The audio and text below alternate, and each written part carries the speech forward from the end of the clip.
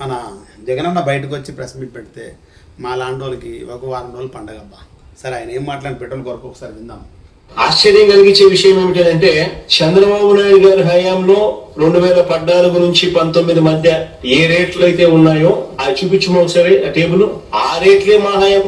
నేను చూపిస్తాను 2014 72, 75, 2015 61, 64, అక్కడ 72, 75, 15కి వచ్చి తగ్గించారు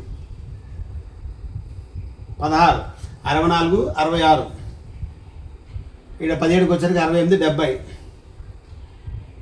2018 80, 86, 2019 74, 78. సార్ 19లో ఏ నెలలో వచ్చారో ఒకసారి చూద్దాము.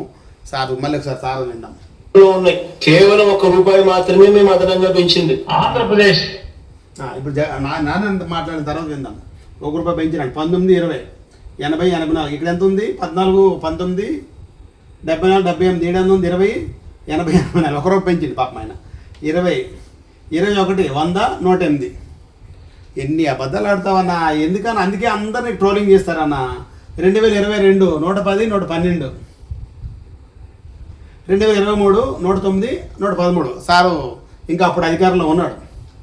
ఇప్పుడు 24 108, 110. అప్పటికి ఆయన ఉన్నాడు. 24 మళ్ళీ టీడీపీ వచ్చింది. 25 109, 111, 2026 113 రూపాయల .88 ఉన్నాయి. ఇప్పుడు నాన్న ఏం మాట్లాడేద్దాం.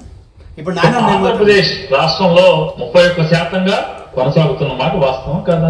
₹4 అదనపు సెస్ రాష్ట్రంలోని వివిధ అభివృద్ధి కార్యక్రమాల కోసం విడిపోయిన రాష్ట్రంలో హైదరాబాద్ మనకి లేకుండా ఉండటం వల్ల ఈ రాష్ట్రానికి ఏర్పడినటువంటి ఆదాయ లోటు పోడ్చడానికి వేరే గత్యంతరం లేని స్థితిలో ఉన్నటువంటి ₹4 సెస్ మరియు ఈ మధ్య కాలంలోనే సుమారుగా 8,000 పైచీలకు 8,970 కిలోమీటర్ల మేర 2,200 కోట్ల రూపాయలతో ఉన్న రోడ్లని దెబ్బతిన్న రోడ్లని మరమ్మతు చేయడానికి కేవలం ₹1 సెస్ గా ఆంధ్రప్రదేశ్ రాష్ట్రం వసూలు చేస్తాడు. అంటే ₹5 ఈయన పెంచిన అన్నాడు, కానీ అక్కడ చాలా పెరిగిపోయింది. 72 నుండి ₹119, ₹109 వరకు అయింది. మరి ఈయనేమో కొట్ట అన్నాడు. మరి 5 ఏళ్ళు అంత పెంచారు. ఈయన రోడ్లే మొత్తం అసలు ఓడిపోవడానికి కారణం 2020 రోడ్లే. ఆ రోడ్ల కోసమే ₹1 పెంచారంట. మళ్ళీ ఈయనేమో ₹1 పెంచిన అంటాడు ఈయన. అంటే వీళ్ళకి ఏంటంటే ఈయనకేమో మరి లెటర్ ఇచ్చింది ఏంటంటే అప్పట్లో సజ్జలు ఇస్తాడు. మరి ఇప్పుడు ఎవరు వచ్చారో తెలియదు. మరి ఈయనకి ఎవరు వచ్చారో తెలియదు. ఇద్దరు ఒకరు సపరేట్. అప్పుడు 2000 ఇప్పుడు కాదు ఏంది 2019, 24 మధ్యలో ప్రెస్ మీట్లు. ఇది జగనన్న మీరు ఎప్పుడు బయటకు వచ్చినా కొంచెం అలా స్టఫ్ ఇచ్చి వెళ్ళిపోయింది అన్న. సరదా కొంచెం నవ్వుకుంటాం, సరదా కొంచెం వీడియోలు వేసుకుంటాం. మీ వాళ్ళు బాధపడదని చెప్పి మీ వాళ్ళు కామెంట్లు చేస్తున్నారు వచ్చినట్టుగా. మీరు మాట్లాడిన వాళ్ళకి అర్థమైతే మీరు బూత్ అనే రామా అని పడుతుంది వాళ్ళకి. ఒకసారి బాగా చెప్పండి అన్న వాళ్ళకి.